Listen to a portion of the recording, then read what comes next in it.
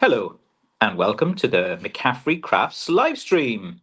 It's Friday; it's the end of the week, and usually I do some of these live streams to connect with you guys in the community. Oh wait, let me turn on the sound here so that we don't have an echo. There we go. So, if you don't know who I am, I'm Francis McCaffrey. I'm a fifth generation blackthorn shillelagh stick maker, and I'm the guy behind McCaffrey Crafts. And if you're joining this live stream or watching this live stream, I take it that you've seen me online. You've seen some of my content. I have 1,300 videos on YouTube and 13,000 subscribers. On TikTok, I have like 45,000 followers. So I must actually try to live stream in there too. I'm not live streaming. On my Pinterest, I'm quite active as well. On my Instagram, to all my Instagram followers, I have about 39,000. And on Facebook now, I think I'm about 41,000 as well. So thank you as always for watching as well.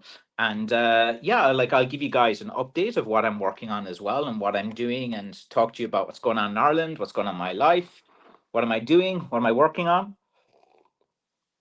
But yeah, we'll just wait for a few guys to join the stream now, and then I can answer some questions for you guys. This can be like an AMA, which is an Ask Me Anything. Doesn't mean I'm going to answer if your questions are weird, but I'll answer as many as I can as well. Right, first we have Michael, and he says, "Good to catch another live stream." Well, Michael, over on YouTube, glad to have you here as well. How is all in your life? Things are a bit cold in Ireland. We got a bit of snow this week, and as always in Ireland, when we get a tiny bit of snow, everyone has a meltdown. Do you like that pun, guys? Meltdown. Shillelagh humor. But so anyway, there's a lot of snow in Ireland, and we had it for 2 days, and it was the end of the world, the apocalypse. No one was going out, no one was going anything, couldn't go anywhere. And actually, my car was my car always has issues when it gets like freezing and stuff. All the warning lights come on, and then I don't know if there's something wrong or not, or anything as well. So let's see, Steve Kelly, who is a longtime supporter of the live stream. Hello, Stephen, on YouTube. You're joining us as always. I can see there you have your next president as your profile picture, and I know you always love to go to the politics, so I thought I'd mention that as well. Liesel, Liesel, I checked in your channel every now and again, and it has grown. If anyone doesn't know, Liesel is way more talented than me. She can play music. She can make these amazing cigar box guitars. And as always, she is someone you should follow as well. And she was joining in my live stream a lot during a COVID. That was about 4 or 5 years ago now. So thank you so much for Liesl. I'm glad you can join us as well. And yeah, it's been good to see like you're getting a lot of engagement and you're interacting with your community. And like as I said to a lot of you guys before, look, if you have a hobby, if you have something you do in your free time, like making something or crafting something, just put your phone in front of you, hit the button, and just start making videos. Say, hey guys, this is me. This is my hobby. Look, I make these pens. I love the wood of the pens. What I like about this pen is the ink. I'm so passionate. And like, you will be surprised if you start making video content around your hobbies.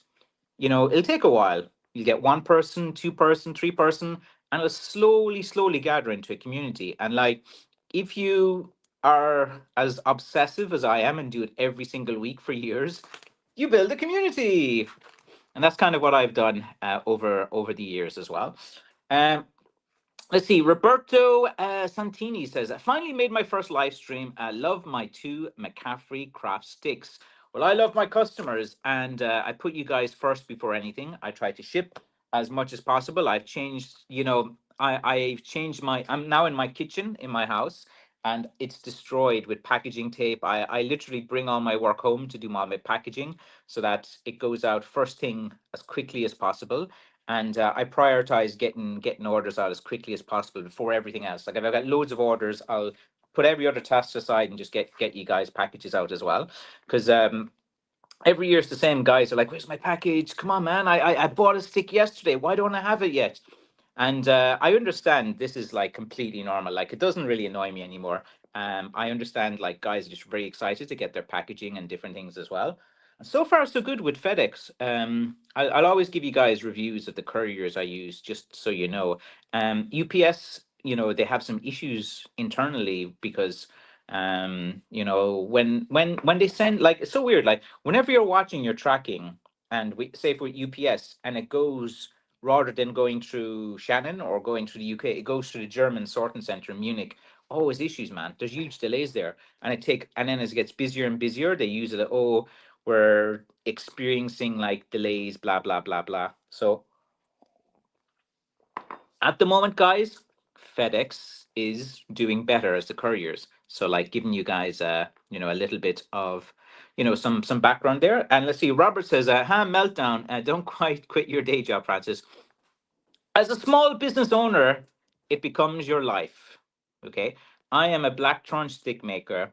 I wake up, I think about work, I do work, work, work, work, work, work, work. Then just before I go to sleep, I think about work, and then I go to sleep.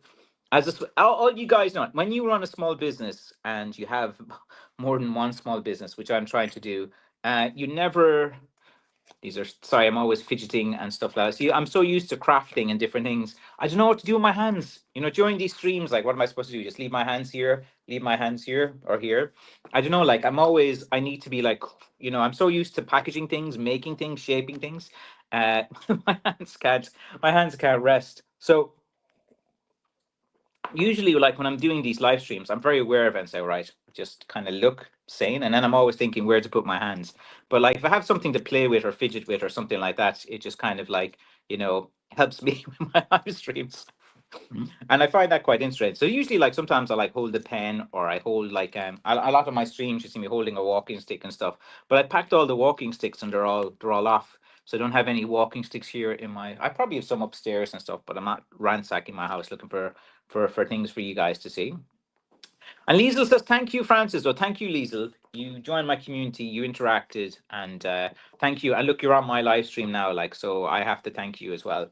And I love my YouTube community. That's the thing. I love you guys too. It's like, if you want to build a community of people online, you actually have to like them. You like hearing about them, their cool lives, their hobbies, their interests, and I try to talk to as lot of people as I can. Like sometimes it's not possible to respond to everyone, and then sometimes like guys send me, and sometimes I might have like 100 emails to get through, and like I might have about 70 emails of guys telling me their long connection to Ireland and their past, and like sometimes it's just really really hard to keep on top of those things as well. So I usually will just kind of like read through it quickly as possible and just give a quick response. And it just doesn't mean I don't love you guys. It just means that usually I'm kind of like flat out. Let's see. I must be a closet Irishman. Now I have 4 flat caps and actually perfect, I prefer them over baseball caps. Yeah, they're kind of cool. Like flat caps do actually, as a fashion accessory, flat caps, they don't suit everyone. Like when I wear a flat cap, I don't know, man, it doesn't look like as good on me as it does in certain person. Like with a flat cap, you need the personality, you need the swagger and stuff like that. And I'm a hoodies and jeans type of guy. That's what I love to wear the most, hoodies and jeans. I dress for comfort. As you can see, I'm dressed in my Russian Adidas. Well, that's the stereotype, isn't it, of like the black Adidas. It's not like a roadman. I think, was it the roadman stereotype in the UK is what, the Nike or something? And then the Adidas, 3 stripes for lives, Russian Gopniks. I'm not a Russian intelligence person anyway. Um, uh, let's see. Did you like the Droopy cartoon I posted on your Facebook posts? I'm trying to remember. I'll have to go back and look. I know the Instagram page for Droopy, and it has like dark humor. And I actually have watched. I have watched that page, and it has been quite interesting. But I'll tell you what. I'll go back and look. At the moment, I've been kind of rushing around like crazy, and I haven't been staying on top of all the posts and all the comments as well, because like too many of them built up, and then I kind of like put all the comments to the side, and then I just kind of focus on packaging the orders. So I do apologize if I haven't got to any of her as well. Big J. Evening. How's Frank? And did you get any snow? Yeah, we did. Actually, it's only this week officially that you could cut blackthorn on the lowlands. If you've been watching my short video clips of me cutting blackthorn, you can see I'm going up pretty high altitude on the mountain because it's like the video I posted today a few hours ago. I show you guys or actually was it yesterday, and you can see the altitude, and I'm looking down into the valley below. So I had to go up like pretty high to get some blackthorn to keep get an advantage on you Northern Irish lads who always get frost before us here down in the south. So this year I decided, yeah, I didn't want to let you northern lads go out cutting blackthorn before me. I needed to get out there as well. But there's always that lad. What with you, man? Paddy Ratmore, man. He's the first out, man. He's always out there. But now I respect him. He's getting out and he's cutting blackthorn. It's not easy to do. Like I genuinely actually do respect all the guys that do this, even though they don't think that. Let's see. Make yourself a small 6 to 8 inch knob stick, to fidget might make a great new line as well. Yeah, like the little small ones like that, they didn't really sell. I did them years ago, and I thought the 8 to 6 inch, like, and different things, and then guys were like trying to like have them as a conceal type of thing, and I don't know, man. It was just like it wasn't really the type of thing that I wanted to sell. I like walking sticks. The majority of my customers, like, they have mobility issues. They need a stick to give them stability as well. They need a walking aid, and like that's I like dealing with people like that because I'm helping people, and like you do like get this kind of nice feeling when you give your craft to someone and they actually use it and it helps them to get around and different things. It actually feels nice. Linda says, hi from Memphis, Tennessee. Hello everyone in Memphis. Tennessee is a good place for McCaffrey. I must go there. All the people I interact with in Tennessee are sound. Like, obviously that's not a stereotype. I'm sure there's annoying people everywhere, but like people with Tennessee and Alabama and Colorado, and I'm on a roll with some of these U.S. states, man. They're like, but then again, look, most people who contact me, they're a fan. They like my craft as well. So I am meeting pretty good people as well. I hope that's Barry tea on you as well. Actually, it's a coffee because I'm going to go to a comedy gig after this. So I have to finish at about 6:50 today. There's this comedian that I do like and I want to see. It's David McSavage, and he had this like TV show on before years ago called The Savage Eye, and like his style of humor was like very very good. Like, I'm surprised he'd be cancelled nowadays. He poked fun at all these nuances within Irish cultures, and he poked fun at institutions as well, and he poked fun at the church, he poked fun at the government, he poked fun at everyone. And it was kind of like a new kind of style of comedy, that because like everything was kind of, in Catholic Ireland, everything was like, down with that sort of thing. So when Father Ted, the comedy show, came out, which was with Dermot Morgan, complete classic as well. It was like down with this sort of thing. Don't watch this. They like the thing about comedy is like, you should be able to joke about anything and laugh about anything, and it was done in a kind of really kind of clever way. And comedy is something that I like. Do you guys know I used to run comedy clubs in Kerry? I did it for a while until I kept getting run out of every venue because of bad language, or we don't want this sort of thing in our venue. And is it was really funny because like I was doing these comedy clubs about 2012, maybe 2013, 14, somewhere around that, maybe about 10 years ago. And I would contact comedians that were on like TV shows, and I would bring them to Kerry, and I'd run comedy gigs. So I started running comedy gigs in my first location, and I got like 180 people to pay €20 a go to see Joe Rooney, which was a comedian from Father Ted. And I did this, and then the venue got really weird, and they were like, "Yeah, we want a big chunk of this now." But like the venue, I think just wanted to do it itself. And once I had like once they gave me the venue to bring in people, they weren't expecting to me to sell it out and bring in 180 people and stuff, and it kind of opened their eyes that, oh, maybe we can do this themselves. So then I moved to my second location to do my comedy gigs, and they were quite good, and they were well supported as well. And again, I was bringing down like famous enough comedians, and they weren't like too expensive to get, like €300 to €500 per comedian, and they'd come down and do a 2 hour set. And yeah, so I was bringing them in, and this place had like a reputation as being haunted, and there was always these ghost tours used to come down to this venue, and I thought that was pretty good. So I put it into my marketing, that this location is haunted, and I tried to put the comedian in the haunted room, and I thought there was a good opportunity to lean into this marketing.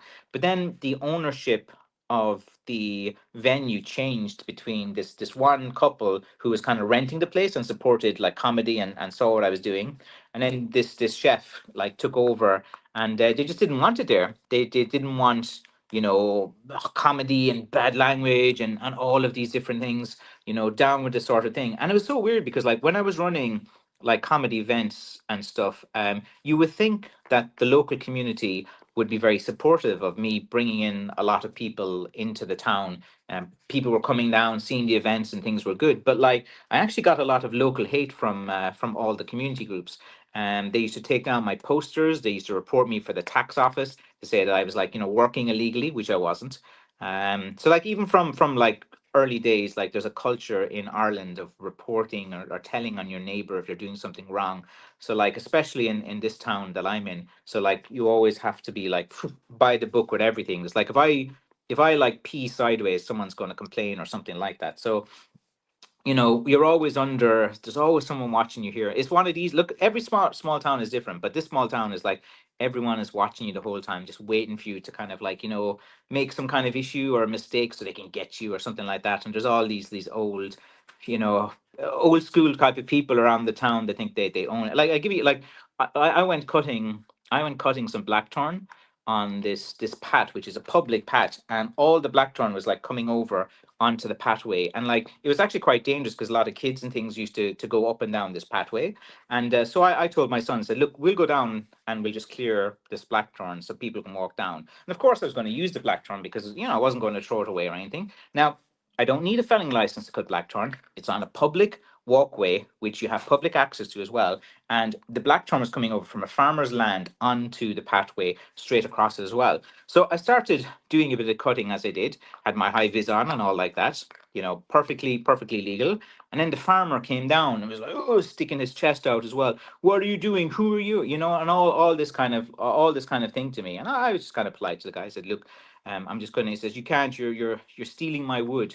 And then I was explaining to him. I said, look, your land finishes here. There's the border of your land, and all of this has come straight across the pathway. And under the rules of Creelta and the forestry and everything, members of the public can cut back hedges that have encroached onto where people are walking, and especially if they're thorny. And again, you do not require a felling license for blackthorn and hawthorn. It's on the Creelta and on the forestry website. It's all published as well within the rules.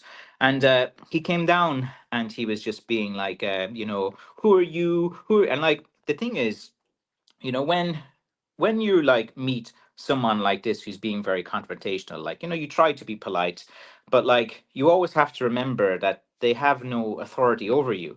And he has a reputation around the town of being a kind of difficult type of guy anyway. Like I'm aware of the guy's reputation and stuff. So I was just like, said, look, I'm here. Oh, under whose authority? Oh, I'm going to do this, I'm going to do this, I'm going to do. And I was like, I said, look, you're more than welcome to call who you are. I'm calling this. I'm gonna call the police. I'm calling, but like, sometimes it's just so annoying to deal with people like him. And I've had to do it so many times over the last few years where I'm doing something which is perfectly normal, perfectly legal, and these good Samaritan type of Karens or whatever they're called, they come down, and the thing is like, there's nothing they can do. But they can just be just annoying. They keep calling, they keep this, they keep that, and they keep this, and then they get this bee in their bonnet, and then they're local. They're always trying to get you then, and they're walking around patrolling for you, and oh my god, man, it's like the stories I could tell you from like small town Ireland. It's like insane. And so yeah, so like always with these kind of local people, and it's only like the thing is, it's so weird because it's only around this town. Like when I go to like other towns and other locations, or I travel like to other counties, the local people are nice to me. It's like so weird. It's like this whole town around here. It's like there's just something in the water or something in as well. Because like say, what I've noticed that when I go to different towns and like say I'm out cutting blackthorn, like there's local lads walking their dogs and stuff, and I go, oh god, this guy's gonna come up and start giving me stress again. and he's a gentleman. He comes up and he goes, "Oh, how are you?" And there's a great camaraderie, and he tells me about he's into crafting, and he's saying, "Oh, you're still doing the blackthorn," and we have a nice discussion as well. And like he'll say, "Oh, maybe there's a place, walk down here. There's a nice place that might have some as well." And like I love that aspect, and it's so weird because like it's not in this area where I'm from. People are not nice, and like I'm if you watched me my live streams before, I'll always be as nice as possible and stuff like that. So yeah, it's like you're always, because I've been doing a lot of cutting recently, and when you're out cutting, like you just want to go in there, you want to be cut your black turn and leave as well. And again, there's about like 7 farms that I have access to. I have my own land as well. I bought this big plot of land, so that has all blackthorn on it as well. I'm going to be scaling up, and this land that I have. So I have a good 3 year supply of blackthorn. If say for example, if I grow in production 20%, 20%, 20% over the next 3 years, I have that covered. And then like from about 5 years time, I'm going to need have a backup and different things. So I have like I have my own land, and I have my own locations as well, but I don't really talk too much about them as well because I want people to know where my blackthorn is and stuff like that. But yeah, it's one of these things that sometimes I genuinely wish that the local community would be very more supportive of all of these things as well. And yeah, but anyway, so Robert Santino says it's sort of a scrub brush. You mean there's a seasoning during which you can cut them? Yes. Usually, legally, you can cut blackthorn hedges and they're mostly hedges, from the 1st of September until the end of February. But like, usually you have to wait until first frost, because that's when, if you cut the wood, then when you season it for 2 to 3 years, it's less prone to crack. So usually there is a cutting season, and like November is like so busy for me, and I'm always like busy with orders and getting things out, and then like sometimes like you can go to like higher ground, which is colder and it gets frost sooner. And if you go there, you can always get like more blackthorn. But like usually those places are a bit kind of hard. They're a while to get to. So but this year I decided to kind of go to them. There is a cutting season.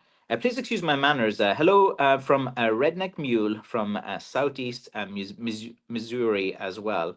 Well, hello. I guess like I'm from like County Kerry in Ireland, which is kind of the stereotype of the redneck area. So like I'm from the southwest, from this county called Kerry, and I suppose people from the rest of Ireland would, I suppose, I'll put that to you guys here in the community. Like, which county in Ireland would be kind of like the equivalent in Ireland of what people would call rednecks in say America or something like that? And I've seen like the term used in derogatory ways and positive ways. I've seen people be proud of it and different things. But whatever, man. It's only a word. Who gives it? You shouldn't give it too much power.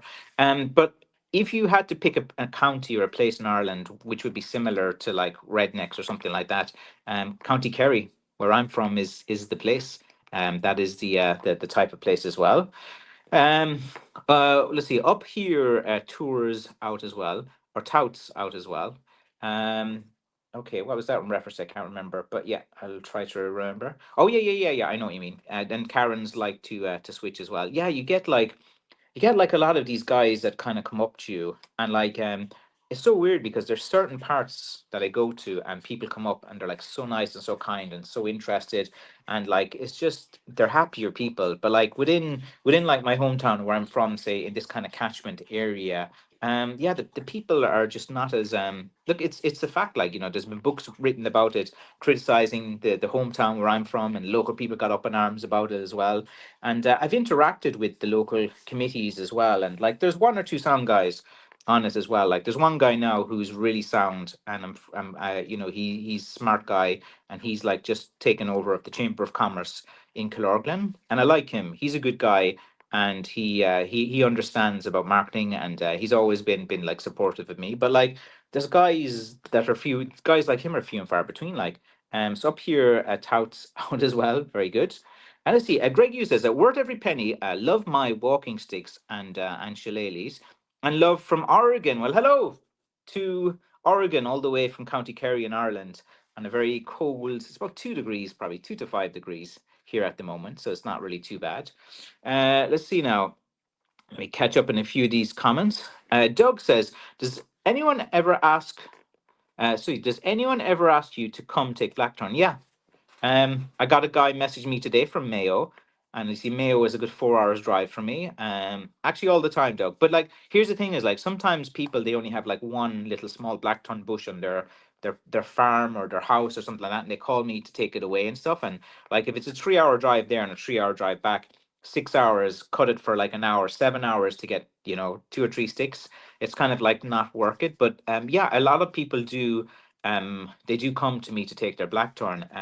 Usually like when you go online and you try to search like oh, I have blackthorn, who can take it, like my face and pretty much shows up everywhere. So yeah, I probably get about like five messages a week from about like October of asking me people to. So I have a place in County Clare that wants me to go to collect it. I have a place in County Offaly that wants me to go to a place in Mayo, a place in Cavan, a place in Leitrim, and two places in Tipperary have messaged me, and I've asked for just some pictures and for different things as well.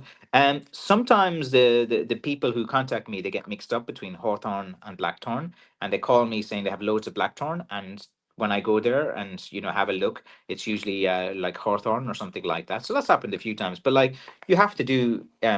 So it's kind of good that I don't really have to like spend a lot of time now sourcing it. That I've kind of got like well known enough that when someone wants or find some blackthorn, and I'm happy to pay the guys as well, which is very different. Like if I'm using it and I can make some sticks in this as well. I always offer some cash per stick. If it's like a good stick, like the standard rate I'll give is €10. I think it's fair. I have to season it for 3 years, pay taxes, storage. Not every piece of blackthorn is so.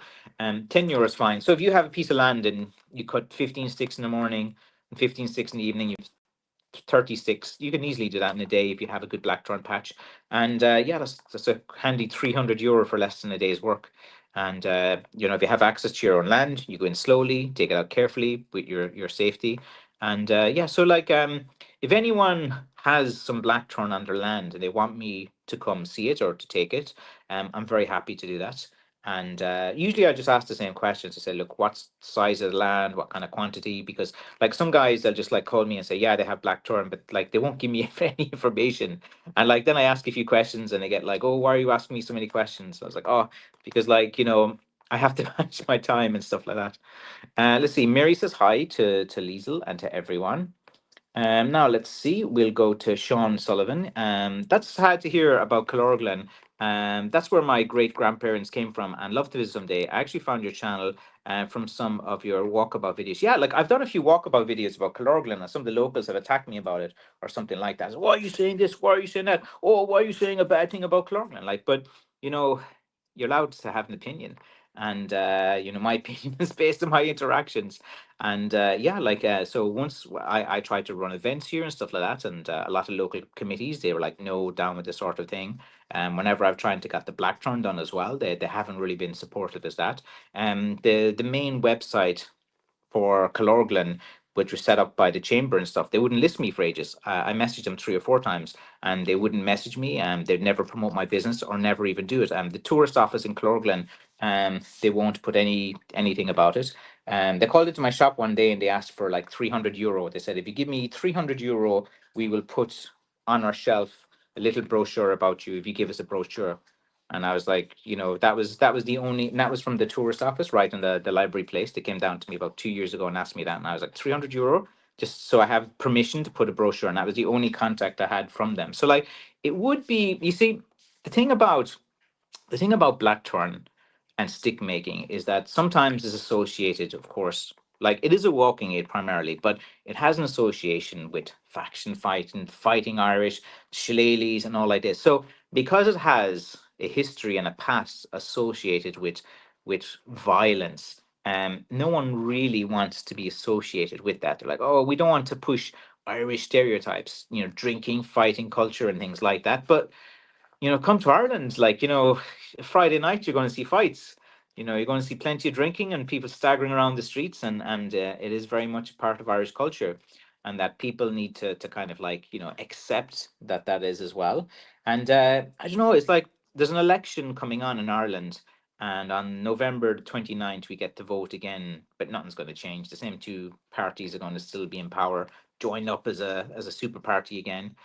Um, and like they all, it's so like there's an election coming up, and it's like so annoying to me because like they all make the most vaguest promises. Like, we're going to solve the homeless crisis again. We're going to build 300,000 houses. We're going to build 150,000 houses. We're going to build 30,000 houses. Like, everyone promises the same things: more houses, childcare costs will go down, more GPs, more hospital access, better roads, better life. Like, every single political party, like in Ireland, they do more or less the same thing as well. And that's basically like kind of what it is with the political parties as well. Let's see. Have you ever made a Bowron beat or tipper from an offcut or blackthorn? Density of the wood might suit it very well. No, I haven't. I usually just stick to what I know and what my customers want and what I've built my company brand around, which is walking aids and walking sticks, wooden walking sticks. So usually I kind of stick with it without those things as well. But one day, maybe when I retire, I look for some new projects and some new things to do.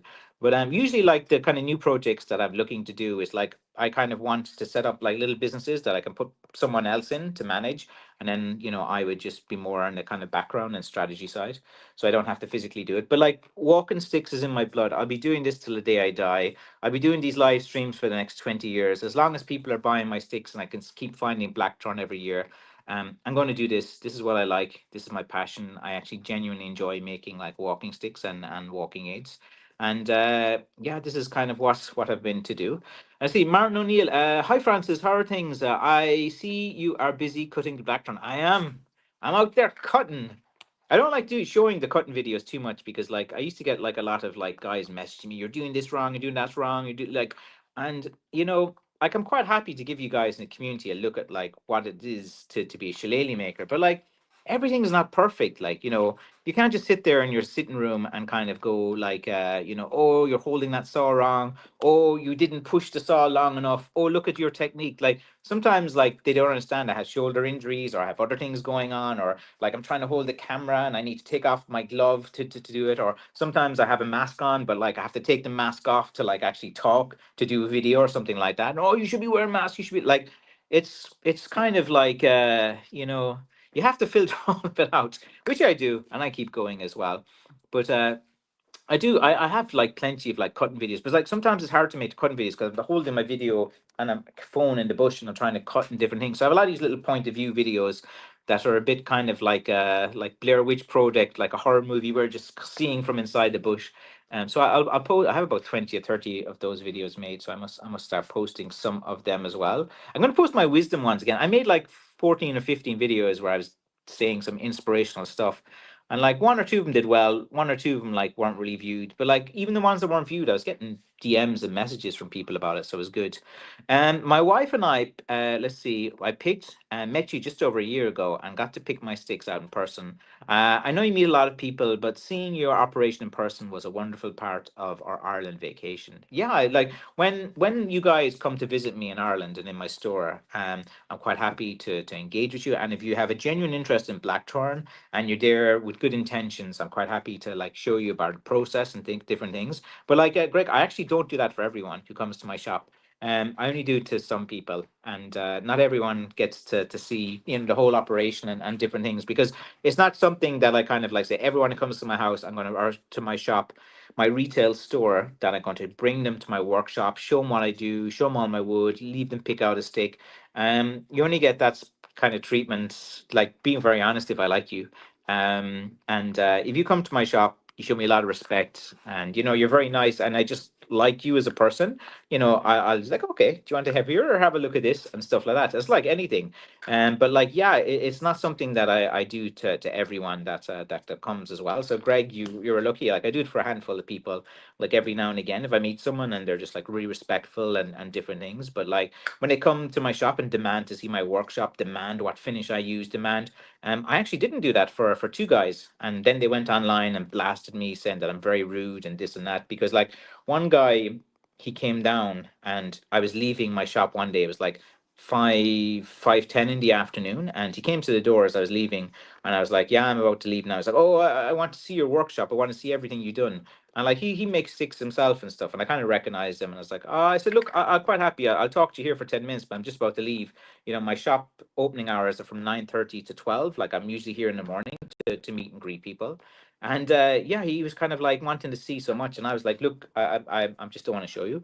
And he was like, "Oh, but you showed other people. Why can't you show me?" And I was just like, "Lad, I'm going home.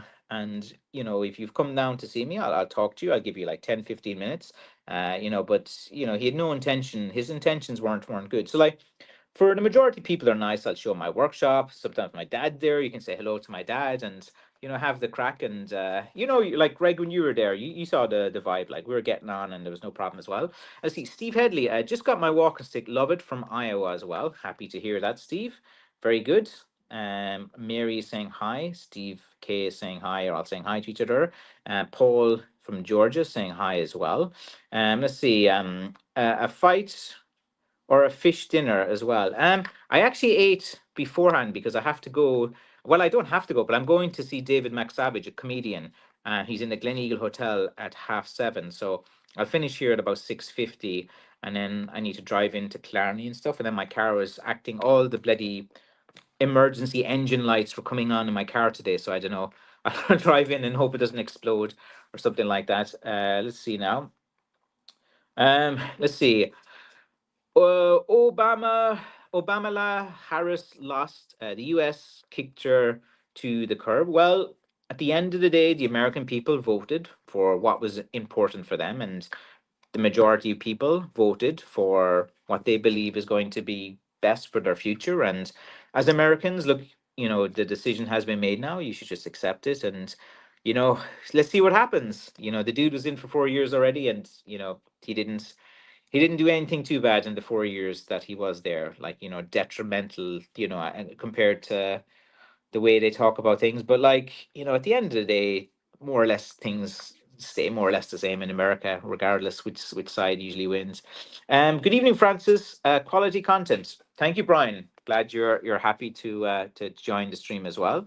Yeah, you really spoiled us and took a lot of time to explain and educate us. Yeah, like Greg, honestly, I only did that because I liked you. You were sound and you respected me, and like I sometimes I'll keep guys there for an hour talking to them, showing around and different things. And it's just if I enjoy them, if they're interesting, if they engage in me, and like that's like being very, very honest. Like it's not like something that I do for everyone who comes to my shop. And there's plenty of guys out there that didn't get to see anything of my workshop because it's not something that I show to the public. It's not something. It's like I would show it to a friend, and you came across in a very friendly way to show you as well.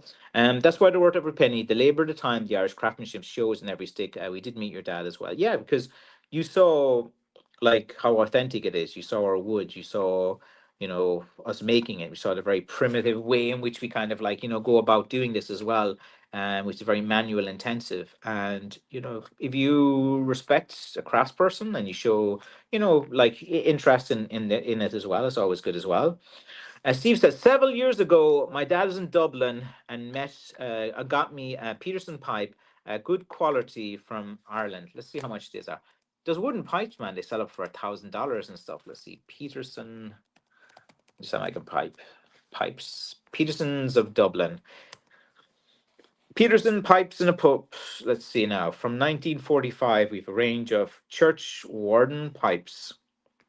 Pipes are usually very pricey. I get asked loads of times to make pipes and different things. Let's see. Wire Peterson. Let's buy now. I'm just curious to see how much they are. Actually, they're affordable. Most of the price. I'm just looking at their website now. They're like all the pipes that I'm seeing so far. Like they're about $150 to up. Yeah, up to about $200. So that's not too bad for pipes because like some of those pipes can be. But like I don't know if these guys are made in Ireland. Are like did these actually make them? Because they all look. Uh, like ebony fishtail, copper spigot, restricted fishtail. Like a lot of those components are not like you can't get those materials in Ireland as well. So let's see, do they do their own manufacturing? Let's see. We're the oldest tradition, a legacy of craftsmanship. Maybe they were. A lot of these pipes looks kind of. Might have seen some of these things before at some trade events when I was at in different parts of the world. Let's have a look. But no, we'll see if they're in Nassau Street, so that's a retail store. Where's their factory of production? Let's see now. Resources. Peterson Pipes, Peterson EU, Peterson Poster. So they do have like a big tradition and a brand around it, but I wonder where they do manufacturing nowadays. Anyway, sorry, I just go down these rabbit holes sometimes. You got to see me go down one there for a second. I see. The U.S. right and left, and it's it doesn't matter right or left, this and that. It's like more or less like the same things happen like every 4 years. Like the world doesn't ever end, whether it's Republican or Democrats. There's just a little bit more in one direction. Like the Democrats' foreign policy is just a bit different from the Republicans' foreign policy. But like the US states kind of run the way they're voted. Like, so if it's a Republican state, it's run that way. If it's like a Democrat state, it's run that way. So like the thing is, for a lot of people, their lives are still pretty much the same, because if their state is Republican or state is Democrat, then there's things at the state level that are done as well, not at the whole federal level. Let's see. Paul Horton says, "Do you put a date or an identifying mark on your sticks?" Nah, like what? There's no reason. Like I make sticks for the working man, and I don't believe in signing them or doing things as well. Like if you want something special, I'll make a little video clip on my phone for you and send it to you, holding a stick, going, "Hey, I'm holding your stick," or something like that. Um, a stick is meant to be used. When you buy a McCaffrey Crafts stick, use it, create memories with it, go out and walk with it as well. Let it be there as your trusty friend and companion to help you when you need some stability, when you're recovering from injury or recovering from an operation, or you're just at that age where you just need a bit of balance or something like that as well. And like, having a little scratch with my name in it or something like that, it's meaningless to me to do. And I've been asked like a million times to do it, to do this, to do certificates of authenticity, to do this and that. But like, it's a piece of blackthorn, and you don't need this kind of authenticity to it. If 30, 40 years from now, it's still going to be a piece of blackthorn, it's still going to be an old stick. If you've seen me hold in one of these YouTube videos, like it's probably going to be more valuable, because these videos will stay out forever. Like, so if I make a YouTube video holding a stick, and if you buy that stick, then you get one that I actually have authenticated. So those ones are kind of highly priced. So I don't do a lot of videos like that. So when I do a video like holding a stick, making videos of a specific stick, like, for every like 50 sticks I make, I might like hold one, talk about one, make a video clip of different one. And like they're probably the ones that are highly sought after by collectors, because they can authenticate it, because I've spoke about the stick, I'm holding the stick, they can reference it as well. They have the exact stick that's from that. So like if you watch like my video content and you see a stick that I'm holding and you try to get one of those ones go pretty fast. Steve Kelly says, "Free Ireland." Free from who? Who controls Ireland at the moment? It's Ireland, but like Ireland is like, I don't know, it's under the thumb of the EU, I suppose. If you had to, who are the overlords of Ireland? Well, it's not really lobby groups, it's not really industrialists or tech companies.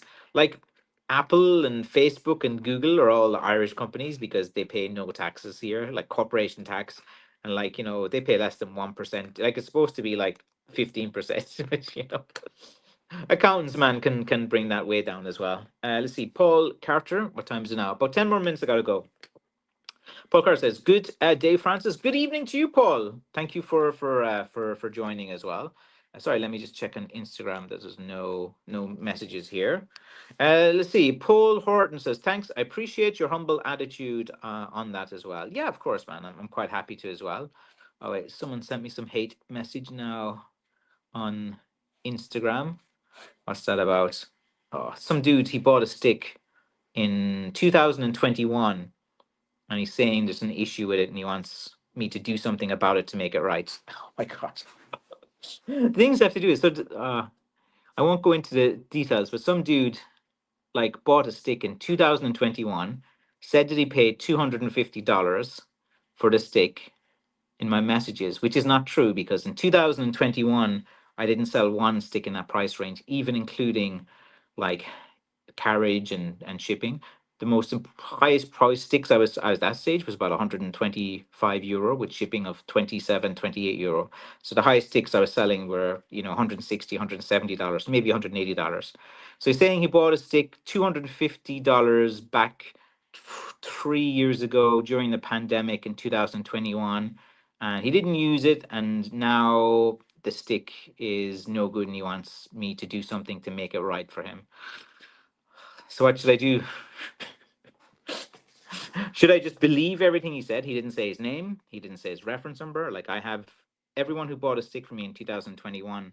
I would still have all those transactions logged, because I have to for 5 years. Let's see. Mary Miles says hi, Paul, as well.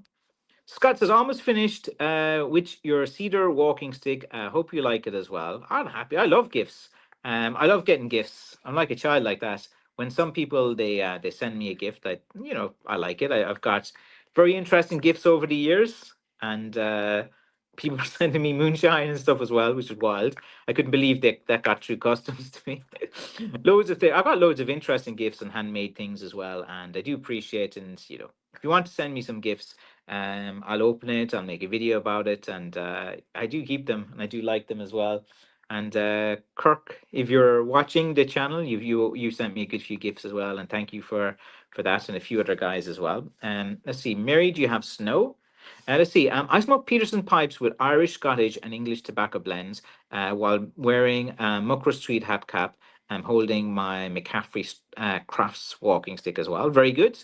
Yeah, the smell of a pipe, it holds some nostalgia for me, because when I was at school and a student in the 80s and 90s, I had a teacher who would like smoke with a pipe in class, and you'd always smell it.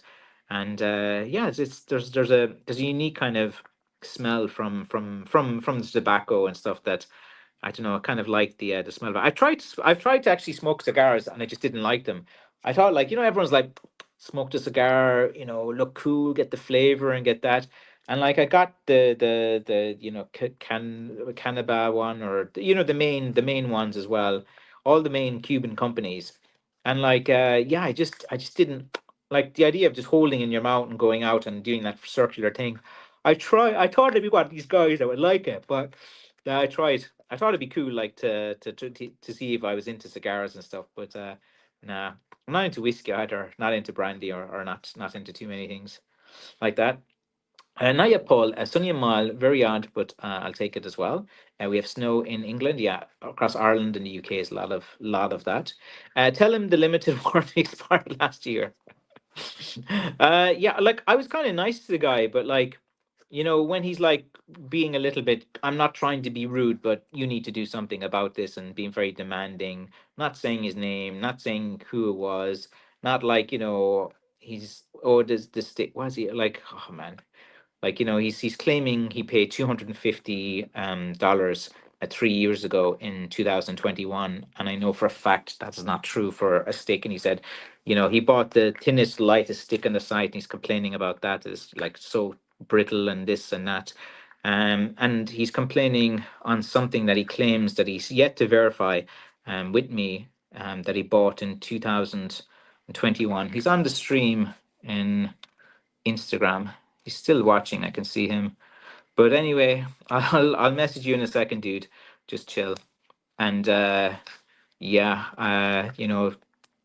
the only solution is, if you want to buy a new stick, that's fine. We can talk. And if you speak, you're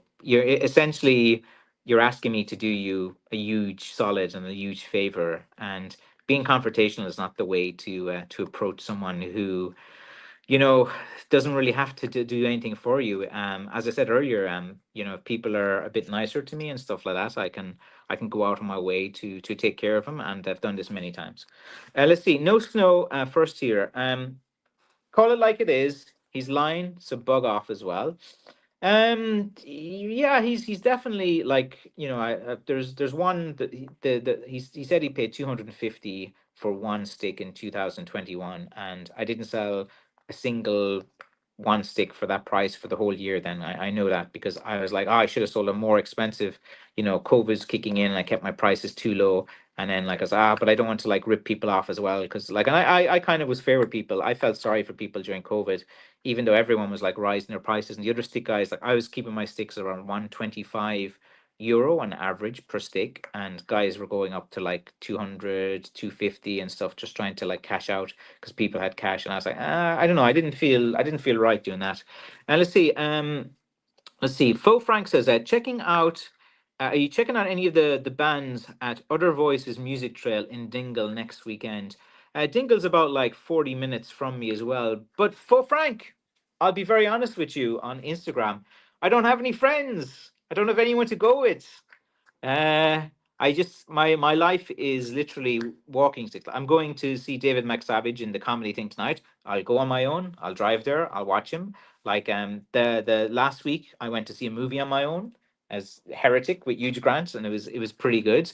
But yeah, like because of my personality, like I'm very much business orientated, and I like this. I'm not into sports. I'm not into different things. I'm into music. I'm into obscure kind of bands and different things.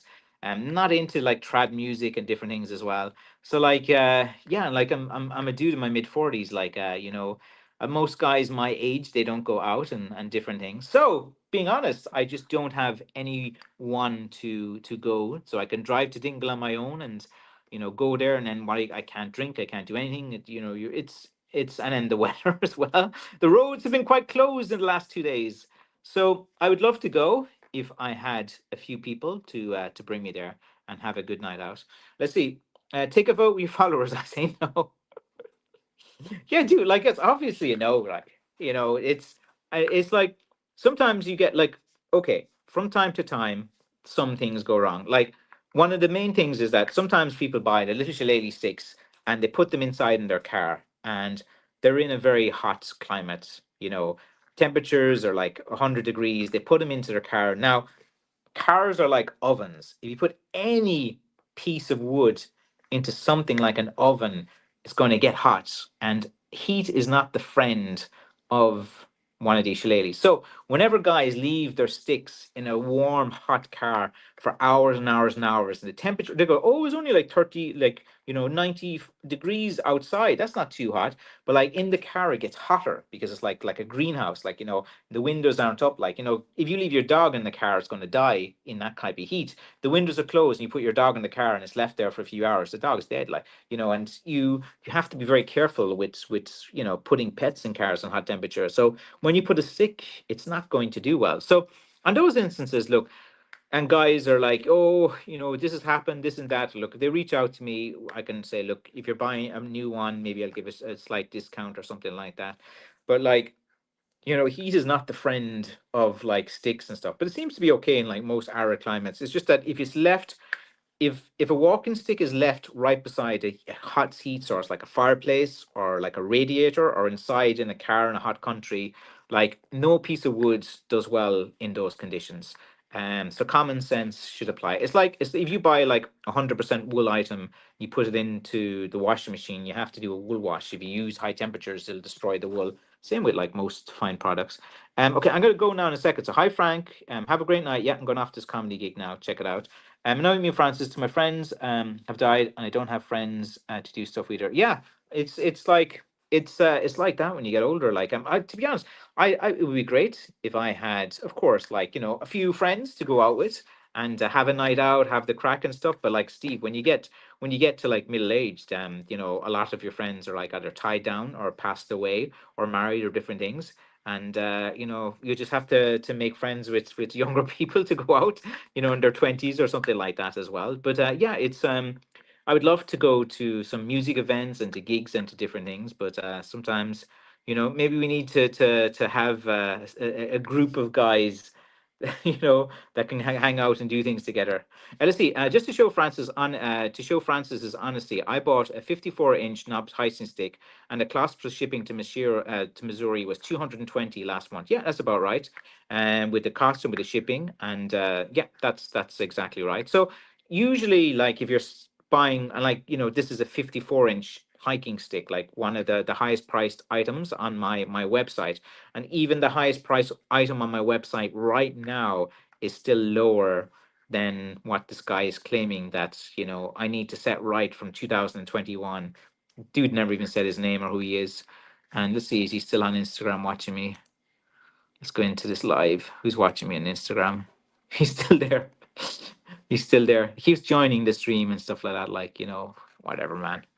Like, these guys giving me headaches. Anyway, I'm gonna message this guy now, and I'm gonna be polite and say, look, lad, if you want a new stick, I'll give you a little discount on it. That's the nicest I can do.